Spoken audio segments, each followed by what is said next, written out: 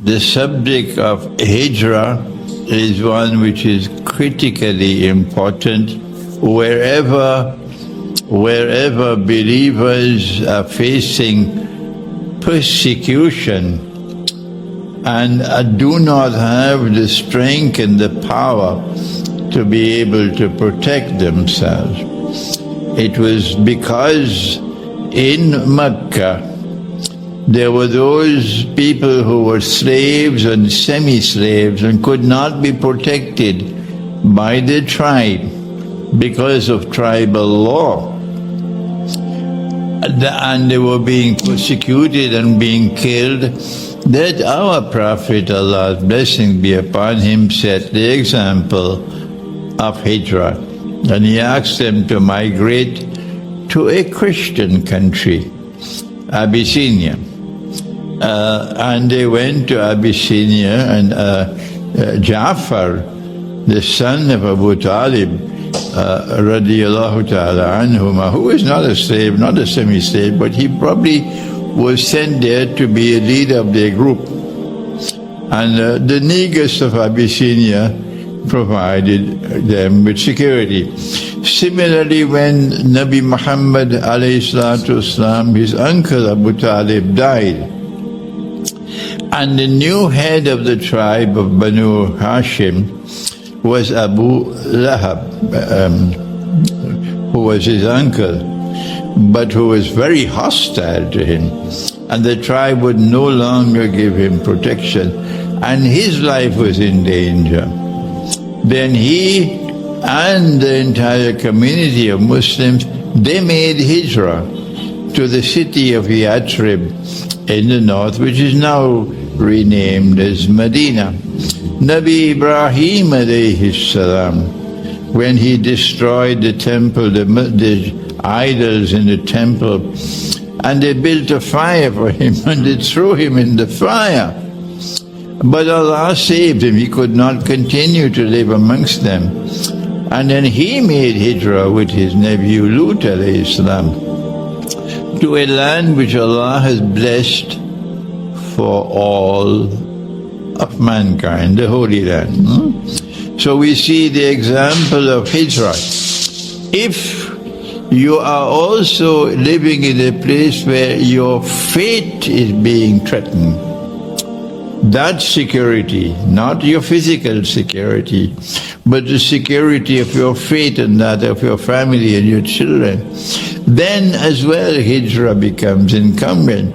And modern Western civilization is not only a godless civilization, it is not only a decadent civilization, but it is a civilization with magnificent powers of deception.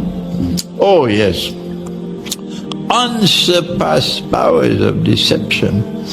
And it is not content to live a godless and decadent way of life, but it is hell-bent on transforming the rest of mankind to be carbon copies of themselves.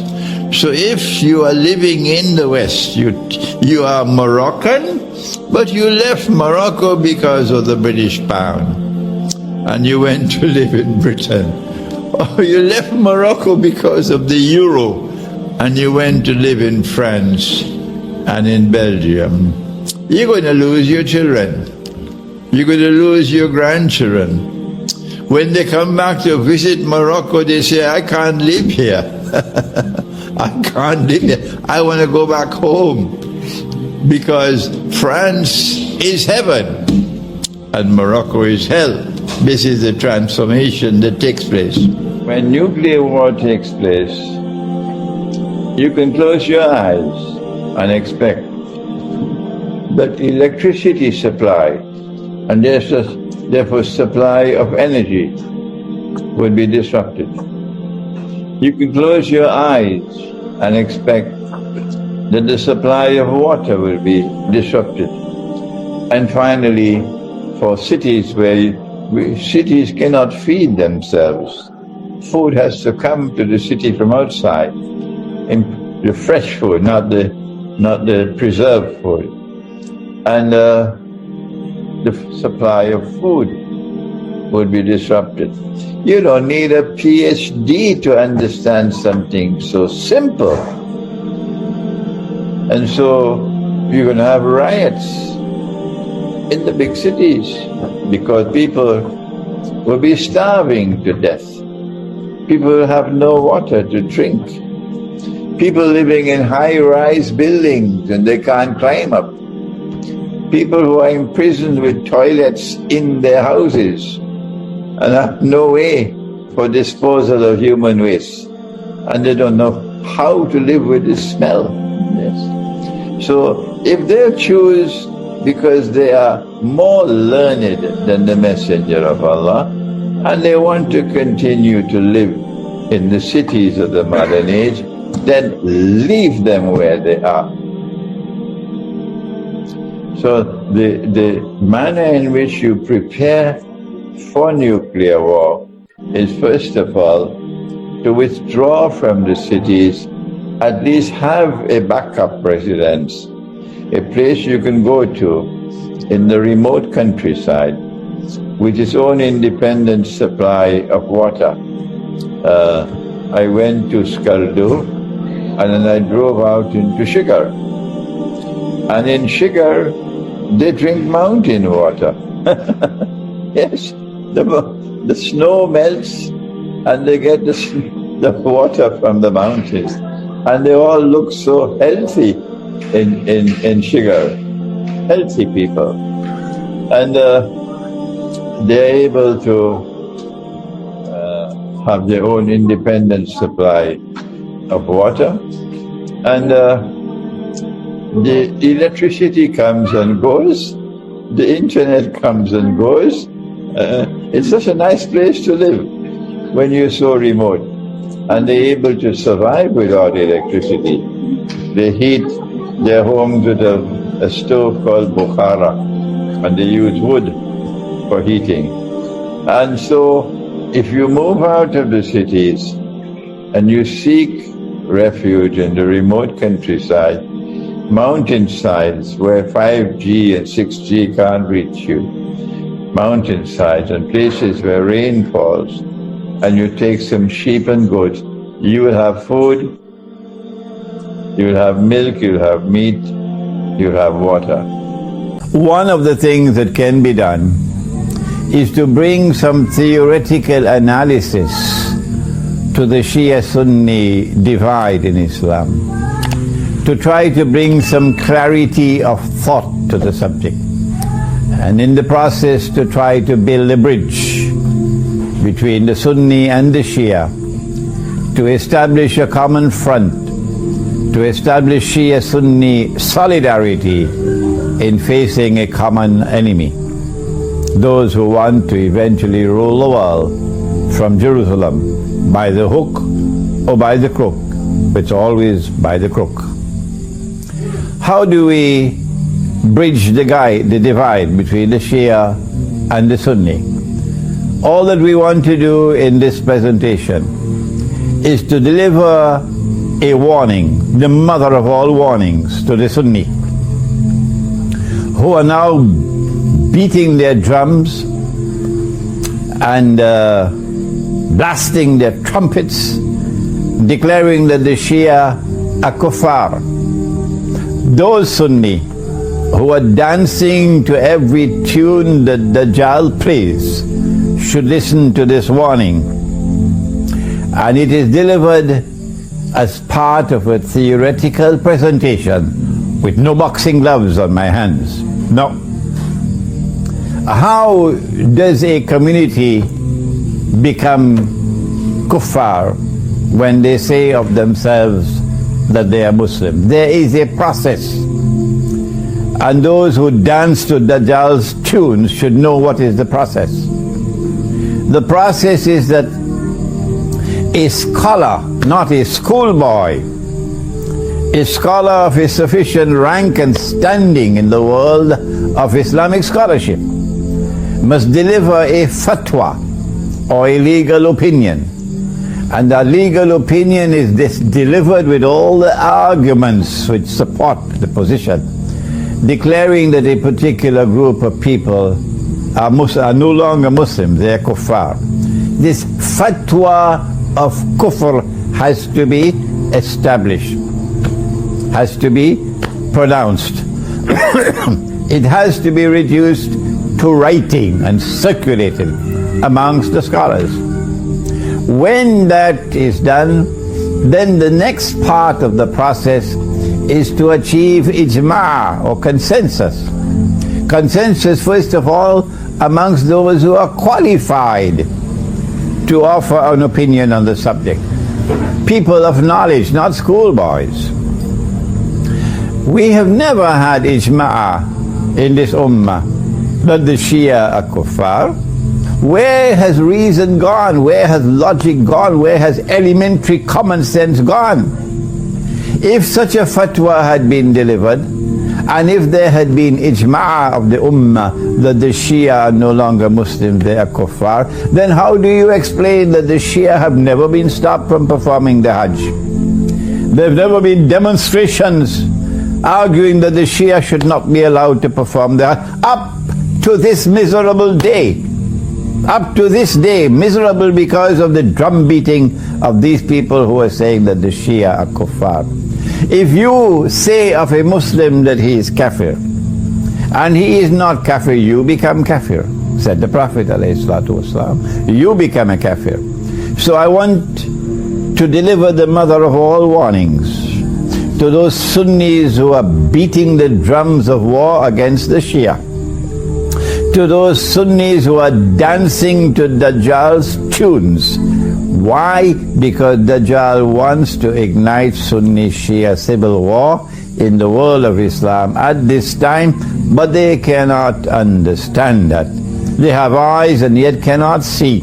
They have ears and yet cannot hear. They have hearts and yet do not understand. Allah says of such people, "Ulaika kal an'am," they are just like cattle. They're just like cattle. Bal hum adal, rather they're more misguided than cattle. My words are strong. My words are bitter. Yes, I know, but I have to speak like this because the house of Islam is threatened now with civil war. And so I say to them, come on and deliver the fatwa. Get a scholar of some eminence to deliver the fatwa. Let us see the fatwa. Bring it forward. And then let us see whether you can get ijma' al-ummah on that bogus fatwa. Bogus because it's a long time now since the Shias have been here. It's more than 1,000 years now. You had a long time to give that fatwa. Having spoken those words very sternly to those Sunni who are beating the drums of war, particularly in the Arab world, against the Shia, it is now time for us to deliver a warning to the Shia as well. We have recognized the revolution in Iran to have been a positive development because Imam Khomeini rahimahullah reached out to the Sunni world and sought to establish Shia-Sunni solidarity. And the revolutionary government in Iran has continuously maintained that policy of seeking to build and preserve Sunni-Shia solidarity. But we don't know what tomorrow holds in store for Iran. We don't know what's going to happen tomorrow in Iran, so it's time for us to deliver a gentle warning now. And that is that no one can defer at all that the supreme authority in Islam is the Qur'an. It is the Qur'an and the Qur'an alone which has absolute authority in Islam. And everything else beside the Qur'an must submit to the Qur'an.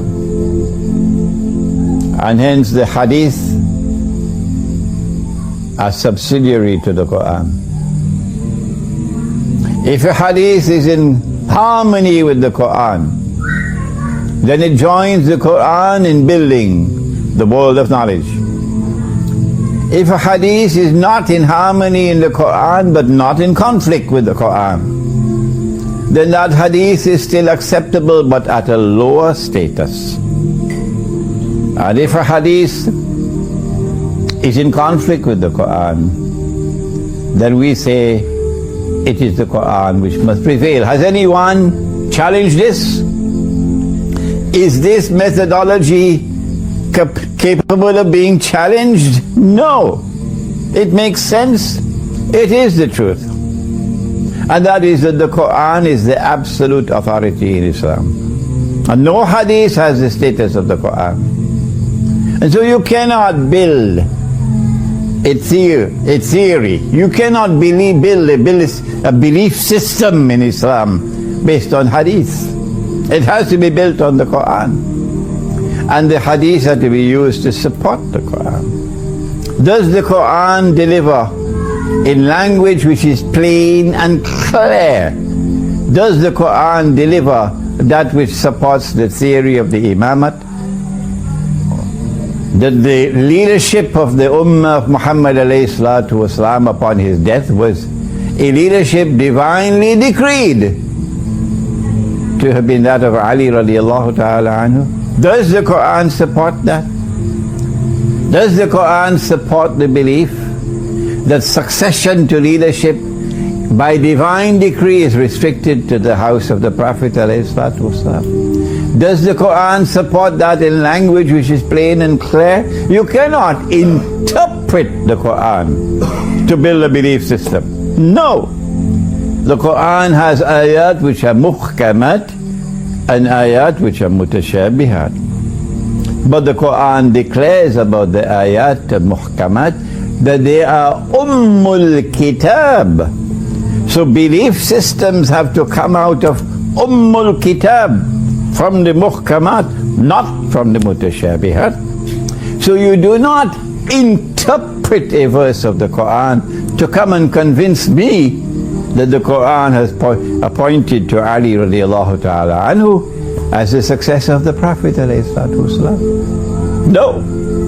If you cannot use the Qur'an to demonstrate plainly and clearly the theory of the Imamate, that the leadership of the Ummah alayhi salatu wasalam is divinely decreed to be from Ali radiallahu ta'ala anhu and restricted to the house of the Prophet alayhi salatu wasalam, then you are on shaky foundations. You do not divide yourself from the Sunni over this issue. No. The Qur'an must unite us, not divide us. And do not use the Hadith to create a new sect. And so we urge you never, never, never to say of Abu Bakr Siddiq or Umar Farooq or Uthman Ghani radiallahu ta'ala anhum that they were usurpers. You have no authority to speak such language from the Qur'an.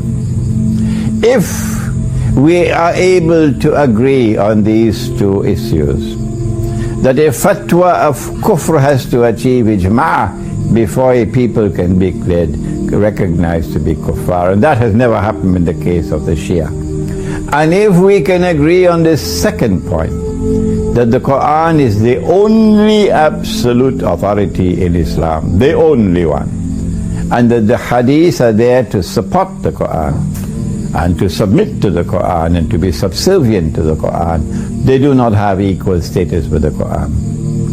And if we can further recognize that the Qur'an does not provide a foundation for this theory of the Imamah, then we know that it is possible for us to build a bridge between the Shia and the Sunni, a bridge with integrity in it, that the Shia and the Sunni can both hold fast to the Qur'an, and the Qur'an can unite us, and the enemies can grind their teeth in frustration.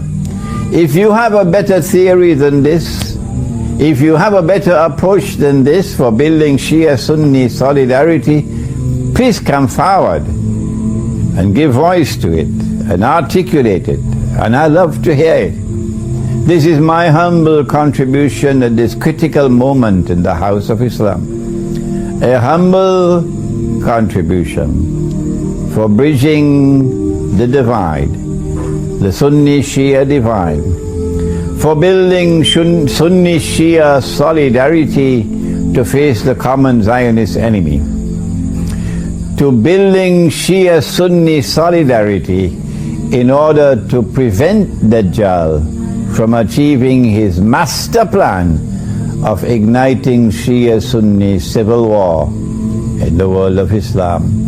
I hope these words of mine will reach the Shia and the Sunni, and that these words of mine may germinate.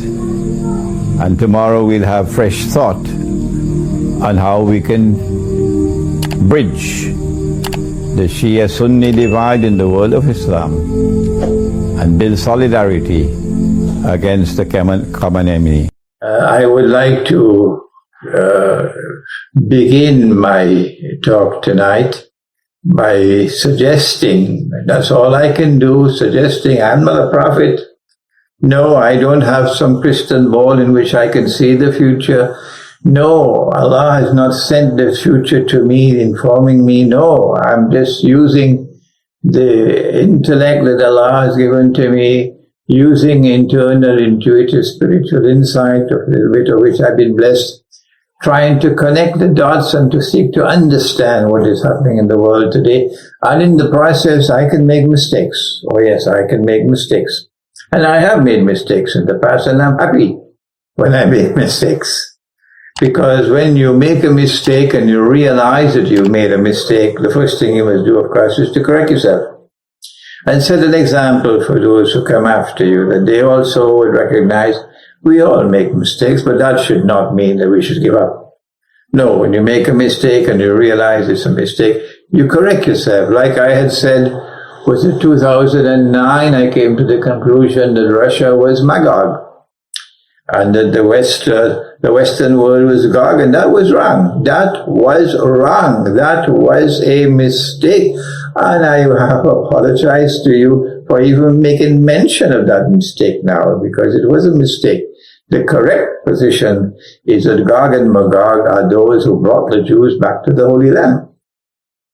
The Soviet Union certainly was part of it, but not Russia. And if you don't know the difference between the Soviet Union and Russia, you're still a schoolboy. You're still a schoolboy, yes. So I did make mistakes in the past, and I corrected myself now. And what's happening now with Saudi Arabia, I believe, and I am subject to correction, that the Saudi leadership, those who today control power in Saudi Arabia, the young prince who is the son of the king, the young reckless schoolboy, he probably understands, and there are others around him he's been able to convince, that yes, the big war is coming, and that it is the Malhama, and that in that big war, Israel is going to lash out, and Israel is going to seek to expand its territory to encompass the biblical frontiers of the Holy Land. And of course, the biblical frontiers of the Holy Land are in conflict with the frontiers of the Holy Land in the Qur'an. Which one is correct? Time will tell. And they realize that when once that war takes place, the anger in the world of Islam against Israel and against Saudi Arabia, which has been a friend and ally of Israel, increasingly perceived as a friend and ally of Israel, the anger in the world of Islam against the Saudi regime will be so great that they will not be able to survive. No.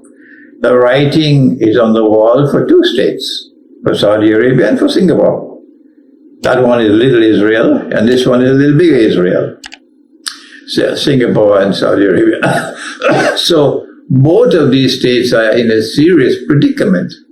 What to do?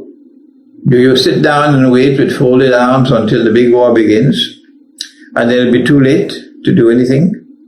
Or do you take preemptive action before the war starts? The war can start at any time. The big war can start at any time. My understanding, and I am subject to correction, is that what the new Saudi leadership is doing, and it is of course reckless on their part to do it, is to try to maneuver themselves in such a situation as to take out what they maybe call an insurance policy, that they will survive the Great War. That insurance policy means that they must project themselves as the leader of the Sunni world of Islam, undisputed leadership of the Sunni world of Islam, in succession to the Ottoman Empire. And this leadership of the Sunni world of Islam is meant to take the Sunni world of Islam into civil war against the Shia world of Islam. And in the process of Sunni-Shia civil war, Saudi Arabia as a leader of the Sunni world will survive, because there will be solidarity in the ranks of the Sunni Muslims saying, we are fighting for Sunni Islam against Shia Islam. And so Saudi Arabia will survive with the recognition as leader of the Sunni world of Islam.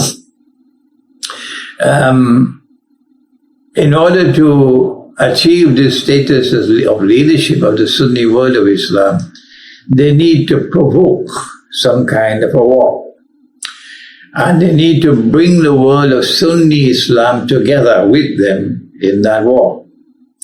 And so what they have done is to amass this coalition of Sunni states whose leaders have all come together to sign an agreement. I believe they have signed an agreement to establish what they call an anti-terrorist bloc to fight terrorism. And it's obviously an anti-Shia bloc because Iran has not been invited. Iraq has been invited, and Iraq is led by Shias, but then Iraq is also part of the Yankee world because they have close ties with the United States of America.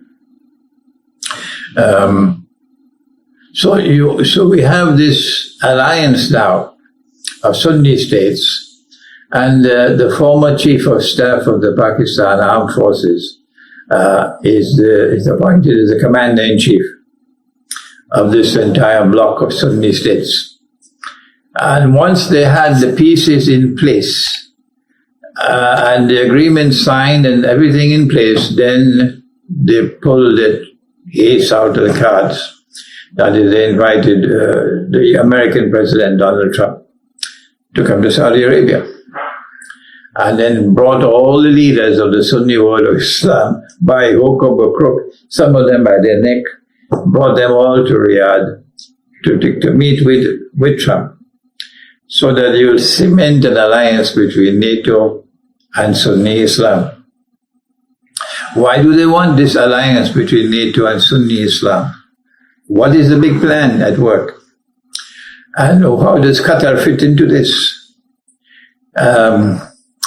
I am of the opinion that Qatar, because it has been, like Saudi Arabia, a major actor supporting state-sponsored terrorism, arming the Yankee jihadists, I call them, arming them, providing them with weapons, providing them with funds, providing them with training, providing them with logistical support, to wage their bogus jihad in Syria, to wage their bogus jihad in Iraq, to wage their bogus jihad in Libya. Qatar and Saudi Arabia have been the two major actors in this state-sponsored terrorism. But the difference between Qatar and Saudi Arabia is that Qatar is exposed geographically. It's a peninsula jutting out into the sea and facing Iran. And once war starts with Iran, Qatar is finished. Saudi Arabia has a big landmass, and Saudi Arabia therefore be able to put up some resistance, but Qatar no. So Qatar realized that they can't be part and parcel of this grand alliance that is going to, with NATO, that is going to take some kind of a military action that eventually would provoke Sunni Shia civil war. And so Qatar is not prepared to toe the line. And Qatar wants to hedge her bets by maintaining friendly ties with Iran, while yet promoting terrorism. And the Saudis are not prepared to allow any Sunni state to step out of line, because if one were to show the courage to step out of line and resist, then that will help others, that will give support to others, that will give encouragement to others who similarly have misgivings and so on. They're not too happy with it. They also will take some support from Qatar standing up, and they also will be reluctant to join. And the Saudis cannot allow that. They want a solid Sunni bloc standing behind them, and then put this solid Sunni bloc in alliance with NATO. That's why you have Trump there. And this is the reason why you have this conflict now between Saudi Arabia and Qatar and Saudi client states around Saudi Arabia, supporting Saudi Arabia. Well, then what is the grand plan? What is the master plan? What do the Saudis want to do? And for this, they need to have the solidarity of the Sunni world. I have already said that the master plan, of course, is to foment, to provoke Sunni Shia civil war. And this will solidify Saudi Arabia's position of leadership over the Sunni world, and it'll be like an insurance policy ensuring that the Saudis will survive the Great War which is coming. But I want to now suggest that there's something else at work. And this is the most important thing that I want to share with you in this brief talk. And that is that I fear, I hope I'm wrong, I wish I'm wrong, but I see the moves on the chessboard, and I read it and understand it in this way, that there's going to be a lightning move to land troops in Syria, northern Syria. Land troops from every single NATO member state and every single Sunni Muslim state led by Saudi Arabia. And this is what our Prophet alayhi salatu wasalam was speaking about when he mentioned that they come under 80 flags. And each flag would have 12,000 troops under the flag. I hope I'm wrong, I wish I'm wrong, but this is what I fear. That this prophecy of Prophet Muhammad alayhi salatu wasalam might be fulfilled in the coming days or weeks, with every single NATO member state sending troops and every single Sunni Muslim state sending troops. And this is why Qatar has to be forced into line. I don't know whether they'll attack Qatar militarily. I don't know whether they'll do it or not. Somebody else might be able to tell you that. But when they land their troops, they will present Russia with what they hope to be a fait accompli. That the battle lines will be drawn. You have a vast array of NATO troops and a vast array of the whole Sunni world of Islam, all militarily present in northern Syria, facing the Syrian army, supported by Russia.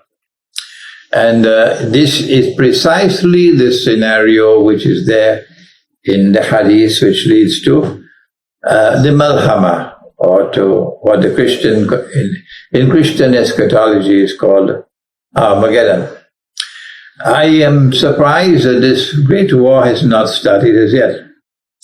I had several dreams indicating to me that nuclear war is coming. I felt when Donald Trump won the election, and instead of Hillary Clinton, that this was for us a window of sunshine, that the Great War is now perhaps postponed for a few months. Well, it's more than 6 months now since the elections of last November. And I don't believe the Great War has started as yet, although some of my critics might differ with me. Yes, they differ with me in everything that I say. So the Great War has not started as yet. And for that we have to thank Allah. The window of sunshine, meaning by the window of sunshine, meaning a postponement of the Great War. That is what I mean by a window of sunshine, that the Great War has been postponed for a while. For how much longer will it be postponed? I don't know. But what I know for certain is that it's coming. It's just a matter of time. And I'm not the only analyst who have come to this conclusion. There are so many others who have come to the same conclusion. And I think the Russian leadership themselves have come to the conclusion that nuclear war is inevitable. It's just a matter of time. If I am correct, that Saudi Arabia is going to lead the Sunni world of Islam into an alliance with NATO, and this in turn will play out with every single Muslim country, Sunni country, sending troops, and every single NATO country sending troops, and all of these troops landing in the north of Syria in a vast array, 80 flags facing the Syrian army in order to force regime change in Syria, so that Syria will become another Libya. If this is correct, if this analysis on my part is correct, then how do we respond? How do we respond? The answer is, it is almost certain that there are fabrications in some of the hadiths concerning Akhir Zaman. And we should therefore be very, very careful when studying the hadiths pertaining to Akhir Zaman, and in particular to the Malhama. We must use proper methodology. And proper methodology, here is my book, Methodology. Let me get it for you here. Methodology for study of the Qur'an. You must study this book. We have it in French now, we have it in Arabic, we have it in several languages. It's being translated to Russian. We have it in the Serbian language now. It's going to be available for you in Bosnia, in Serbia, and so on. This book explains to you proper methodology. And proper methodology when studying the ahadith pertaining to the Malhama is that you must go first to the Qur'an, and you must study the subject from the Qur'an. And then, having studied the subject from the Qur'an, and having brought all the verses of the Qur'an on the subject into a harmonious whole, and located what my teacher Maulana Fadlur Rahman Ansari Rahimahullah calls the system of meaning of the subject, then and only then do you turn to the hadith.